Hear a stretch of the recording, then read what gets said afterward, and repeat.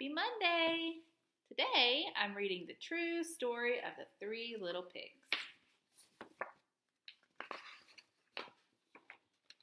Everybody knows the story of the three little pigs, or at least they think they do. But I'll let you in on a little secret. Nobody knows the real story because nobody has ever heard my side of the story. I'm the wolf, Alexander T. Wolf. You can call me Al. I don't know how this whole big bad wolf thing got started, but it's all wrong. Maybe it's because of our diet. Hey, it's not my fault wolves eat cute little animals like bunnies and sheep and pigs. That's just the way we are. If cheeseburgers were cute, folks would probably think you were big and bad too.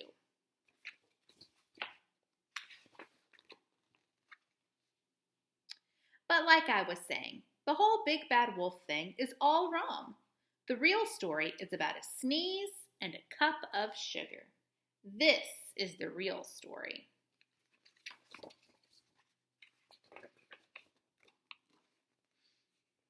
Way back in Once Upon a Time, I was making a birthday cake for my dear old granny. I had a terrible sneezing cold. I ran out of sugar. So I walked down the street to ask my neighbor for a cup of sugar. Now this neighbor was a pig, and he wasn't too bright either. He had built his whole house out of straw. Can you believe it? I mean, who in his right mind would build a house of straw?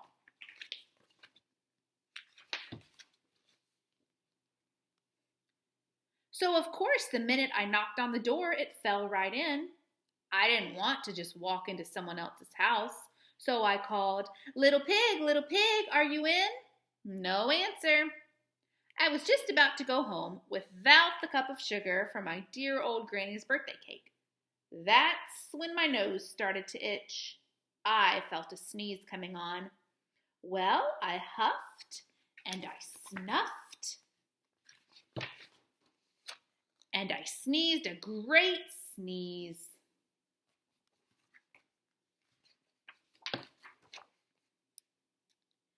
And you know what? That whole darn straw house fell down. And right in the middle of the pile of straw was the first little pig, dead as a doornail. He had been home the whole time. It seemed like a shame to leave a perfectly good ham dinner lying there in the straw, so I ate it up. Think of it as a big cheeseburger just lying there.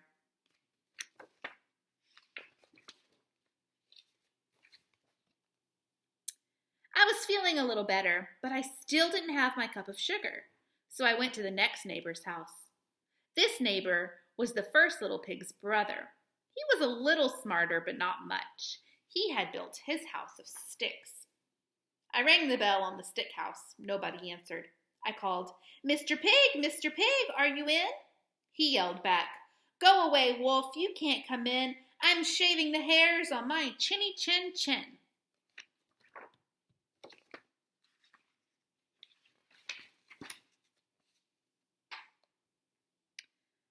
I had just grabbed the doorknob when I felt another sneeze coming on. I huffed and I snuffed and I tried to cover my mouth, but I sneezed a great sneeze. And you're not going to believe it, but this guy's house fell in just like his brother's. When the dust cleared, there was the second little pig, dead as a doornail. Wolf's honor.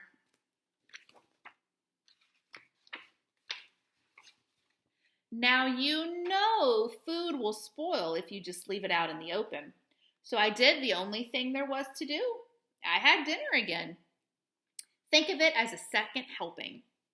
I was getting awfully full, but my cold was feeling a little better, and I still didn't have that cup of sugar for my dear old granny's birthday cake. So I went to the next house. This guy was the first and second little pig's brother. He must have been the brains of the family. He had built his house of bricks. I knocked on the brick house. No answer. I called, Mr. Pig, are you in?" And do you know what that rude little porker answered? Get out of here, wolf. Don't bother me again. Talk about impolite. He probably had a whole sack full of sugar, and he wouldn't give me even one little cup for my dear, sweet old granny's birthday cake. What a pig! I was just about to go home and maybe make a nice birthday card instead of a cake when I felt my cold coming on. I huffed and I snuffed and I sneezed once again. Then the third little pig yelled, "And your old granny can sit on a pin." Now, I'm usually a pretty calm fellow, but when somebody talks about my granny like that, I go a little crazy. When the cops drove up, of course I was trying to break down this pig's door. And the whole time I was huffing and puffing and sneezing and making a real scene.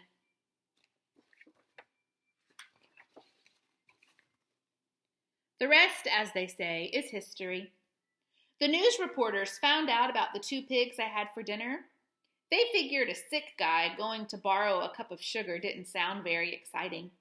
So they jazzed up the story with all of that huff and puff and blow your house down, and they made me the big bad wolf. That's it, the real story. I was framed. But maybe you could loan me a cup of sugar? Hope you enjoyed it. See you tomorrow.